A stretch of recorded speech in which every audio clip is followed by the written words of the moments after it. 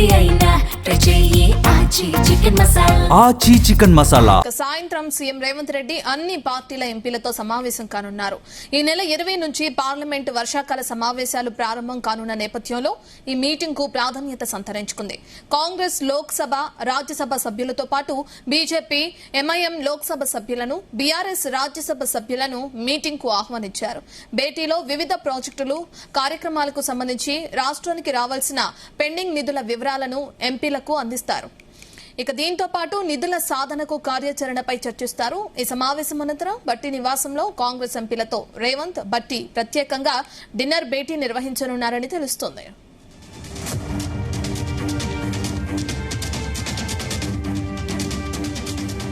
పూర్తి డీటెయిల్స్ మా bureau chief Narender అందిస్తారు. నరేందర్, వర్షాకాల సమావేశాలకు సంబంధించి సీఎం రేవంత్ రెడ్డి అందరితో భేటీ అవడం మనం చూస్తున్నాం. దీనికి సంబంధించిన పూర్తి డీటెయిల్స్ ఏంటి? ఈ నెల 20 నుంచి పార్లమెంటు సమావేశాలు జరగబోతున్నటువంటి నేపథ్యంలో కాంగ్రెస్ పార్టీకి సంబంధించినటువంటి ప్రజాప్రతినిధులతో పాటు అదేవిధంగా ఇతర పార్టీలకు సంబంధించినటువంటి ఎంపీల్ని కూడా ముఖ్యమంత్రి రేవంత్ రెడ్డి ఆహ్వానించారు. ఈ అఖిలపక్ష సమావేశం అనేది చాలా ప్రాధాన్యత సంతరించుకున్నటువంటి నేపథ్యం కూడా ఉంది. ఎందుకంటే బీఆర్ఎస్ పార్టీకి లోక్సభ సభ్యులు లేనప్పటికీ కూడా రాజ్యసభ సభ్యులు ఉన్నారు, వారికి కూడా ఇన్వైట్ చేస్తున్నామని కూడా చెప్పారు. కానీ వాళ్ళ దగ్గర నుంచి ఎలాంటి స్పందన లేని పరిస్థితి ఉంది.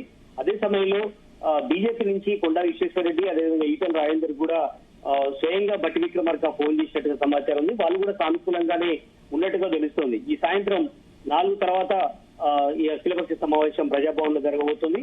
ఈ సమావేశానికి ముఖ్యమంత్రి రేవంత్ రెడ్డితో పాటు అదేవిధంగా పలువురు మంత్రులు, అదే సమయంలో కాంగ్రెస్ పార్టీకి సంబంధించిన ఎంపీలు, అదేవిధంగా ప్రజాప్రతినిధులు వీళ్ళందరూ కూడా హాజరవుతారు. ఇందులో ప్రధానమైనటువంటి అంశాలు ఉన్నాయి.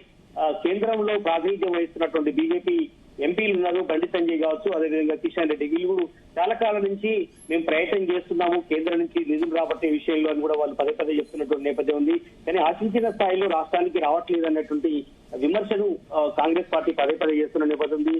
అదే సమయంలో బీఆర్ఎస్ కూడా ఆరోపణ చేస్తున్నటువంటి నేపథ్యం కూడా ఉంది. కనుక ఈసారి ఈ సమావేశంలో చాలా అంశాలు ప్రస్తావించే అవకాశం ఉంది.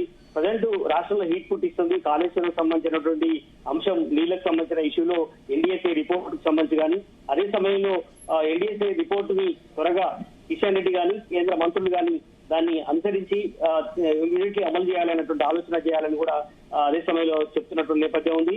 మొన్న సీఎం రేవంత్ రెడ్డి కూడా మీటింగ్ లో చెప్పినటువంటి నేపథ్యం ఉంది. కేవలం ఎన్డీఎస్ఏ రిపోర్ట్ ఆధారంగానే మేము ముందుకు వెళ్తామని చెప్పినటువంటి నేపథ్యం ఉంది. కానీ బీఆర్ఎస్ కానీ బీజేపీ పట్టుబడుతుంది, నీళ్లు ఇవ్వాలి రైతాంగాన్ని కూడా చెప్తున్నప్పటికీ ఇది ఒక అంశంగా కొద్దిసేపు మాట్లాడే అవకాశం ఉంటుంది. దీనికి సంబంధించినటువంటి విధి విధానాల మీద కొంత చర్చ జరిగే అవకాశం ఉంటుంది. ఇక ప్రధానంగా కేంద్రం నుంచి రాష్ట్రానికి వచ్చేటువంటి నిధుల మీద ప్రధానంగా చర్చ జరిగే అవకాశం ఉంది. 15వ ఆర్థిక సంఘానికి సంబంధించినటువంటి నిధులు రాష్ట్రానికి రావాల్సిన అవసరం ఉంది. అదే సమయంలో ఇతర వివిధ రకాల ప్రాజెక్టులలో భాగంగా దాదాపు 15,000 కోట్ల రూపాయలు రావాల్సిన అవసరం ఉంది రాష్ట్రానికి.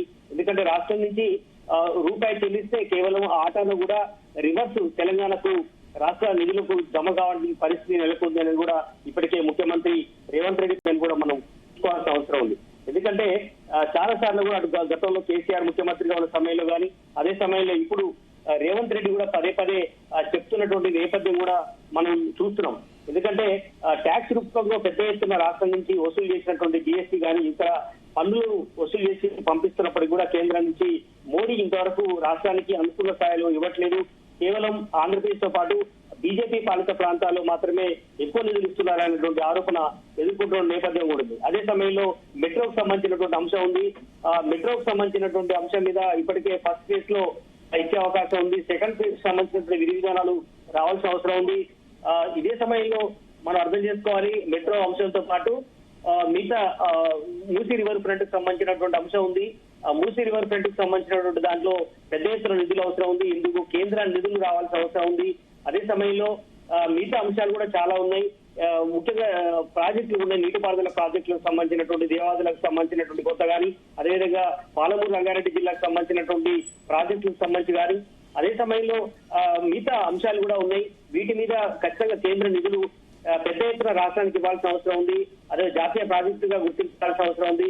వీటన్నింటి మీద బీజేపీ ఎందుకు మౌనంగా ఉంటుందని కూడా ప్రధానంగా ఆరోపణ చేస్తున్నటువంటి నేపథ్యం ఉంది. కనుక ఇట్లాంటి అన్ని అంశాలు బీజేపీ ఎంపీలు కూడా వస్తే ఖచ్చితంగా వాళ్ళ మీద చర్చ తీసుకురావచ్చు. అదే సమయంలో బీజేపీ రేపు పార్లమెంట్ లో కాంగ్రెస్ ఎంపీలతో పాటు స్వయంగా మీరు బీజేపీ ఎంపీలు కూడా ఫైట్ చేయాల్సిన అవసరం ఉందని కూడా రేవంత్ రెడ్డి గాని బట్టి విక్రమార్క గాని చెప్పే అవకాశం ఉంటుంది. ఈ అఖిలపక్ష సమావేశం అనేది చాలా ఈ రోజు ఉంటుంది. గతంలో మనం చూసాం, లాస్ట్ సారి మేలో కూడా జరిగింది, 2025లో కూడా. అంటే ఇప్పటికీ 2 దఫాలుగా అఖిలపక్ష సమావేశాన్ని కాంగ్రెస్ ప్రభుత్వం వచ్చినప్పటి నుంచి పెట్టింది. బట్ ఈ కీలకమైనటువంటి సమావేశంలో, ఎందుకంటే కాంగ్రెస్ ప్రభుత్వం అధికారంలోకి వచ్చి రాష్ట్రంలో 2.5 సంవత్సరాలు అయినటువంటి నేపథ్యం ఉంది. మరొక 2.5 సంవత్సరాల లోపే ఎలక్షన్స్ ఉన్నటువంటి నేపథ్యంలో ఇప్పుడు రాష్ట్రానికి కేంద్రం నుంచి వచ్చేటువంటి నిధులు మరింత త్వరితగతిన తీసుకురావాల్సిన అవసరం ఉంది. చాలా ఎక్స్పెక్టేషన్ తో ఉన్నాం. అదేవిధంగా మూసీ రివర్ ఫ్రంట్ తో పాటు ఫ్యూచర్ సిటీ కూడా ఉంది. ఫ్యూచర్ సిటీ కూడా కేంద్రానికి నిధులు రావాల్సిన అవసరం ఉంది. బుల్లెట్ ట్రైన్ కూడా ఇస్తామని చెప్పిన నేపథ్యంలో దానికి సంబంధించిన నిధులు కూడా ప్రత్యేకంగా ఏర్పాటు చేయాలని కూడా చెప్తున్నటువంటి నేపథ్యం ఉంది. కనుక ఈ డిన్నర్ మీట్ లో రేవంత్ రెడ్డి బట్టి ప్రత్యేకంగా వారిని ఆహ్వానిస్తున్నటువంటి నేపథ్యంలో బీజేపీ నుంచి అనుకున్నట్టుగానే వాళ్ళిద్దరు వస్తారా, లేదా లాస్ట్ టైం కూడా కొంతమంది దుమ్మగొట్టినటువంటి నేపథ్యం ఉన్న నేపథ్యంలో బీఆర్ఎస్ నుంచి అయితే ఎక్స్పెక్ట్ చేసే అవకాశం లేదు. కేసీఆర్ వాళ్ళని పంపించే పరిస్థితి కూడా లేదు. వీళ్ళు అందరినీ ఆహ్వానిస్తున్నామని చెప్పినప్పటికీ కూడా కేవలం బీజేపీ నుంచి మాత్రం వచ్చే అవకాశం ఉంది. మరి ఎంఐఎం నుంచి కూడా వస్తారా లేదా చూడాల్సిన అవసరం ఉంది. బట్ ఏదైనా కూడా ఇటు కొండా ఈశ్వరరెడ్డి కానీ ఈటెల కానీ వీళ్ళు వస్తే కేంద్రం నుంచి ఒత్తిడి తీసుకొచ్చేందుకు అవకాశం ఉంటుందని కూడా ఉంది. ఎందుకంటే ఈటెల రాజేందర్ మీద నిన్న రేవంత్ రెడ్డి ఆరోపణ కూడా చేశారు. దానికి మరి ఆయన వస్తారా అలా కూడా చూడాల్సిన అవసరం ఉంది. ఎందుకంటే 25 నుంచి జరగబోతున్నటువంటి పార్లమెంట్ సమావేశంలో ఎన్డీఎస్ఏ రిపోర్ట్ కు సంబంధించి కానీ, కాళేశ్వరం నీళ్లకు సంబంధించి కానీ, అదేవిధంగా ఈ మొత్తం పడవ పెట్టినటువంటి కాళేశ్వరం ప్రాజెక్టు మేడిగడ్డ అన్నారం సుందీలకు సంబంధించిన అంశంలో కేంద్ర వైఖరి మీద ఖచ్చితంగా స్పష్టం చేయాల్సిన అవసరం ఉంది అని కూడా చెప్పే అవకాశం ఉంటుంది.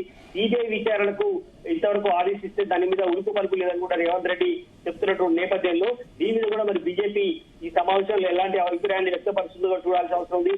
ప్రధానంగా అయితే పెండింగ్ లో ఉన్నటువంటి ప్రాజెక్టులకు నిధులు తీసుకురావాల్సిన అవసరం ఉందనే దాని మీదనే ప్రధానంగా ఉంది. చాలా ప్రాజెక్టుల కోసం 1000 కోట్ల రూపాయలు ఎక్స్పెక్ట్ చేస్తుంది రాష్ట్ర ప్రభుత్వం. కాకపోతే కేంద్రంలో బీజేపీ పాలిత ప్రాంతంగా ఉంది, ఇక్కడ మాత్రం తెలంగాణకు సంబంధించి కాంగ్రెస్ అధికారంలో ఉంది కాబట్టి ఆశించిన స్థాయిలో రావట్లేదని కూడా చాలా సార్లు ఆరోపణ చేస్తున్నటువంటి నేపథ్యంలో మరి కేంద్రం దీన్ని ఎలాంటి నిర్ణయం తీసుకుంటుందో బీజేపీ వాళ్ళు చెప్పే అవకాశం ఉంటుందా లేదా చూడాల్సిన అవసరం ఉంది. బట్ ఇట్లాంటి అన్ని అంశాల మీద కూడా చర్చకు వచ్చే అవకాశం ఉంటుంది. Thank you Narendra.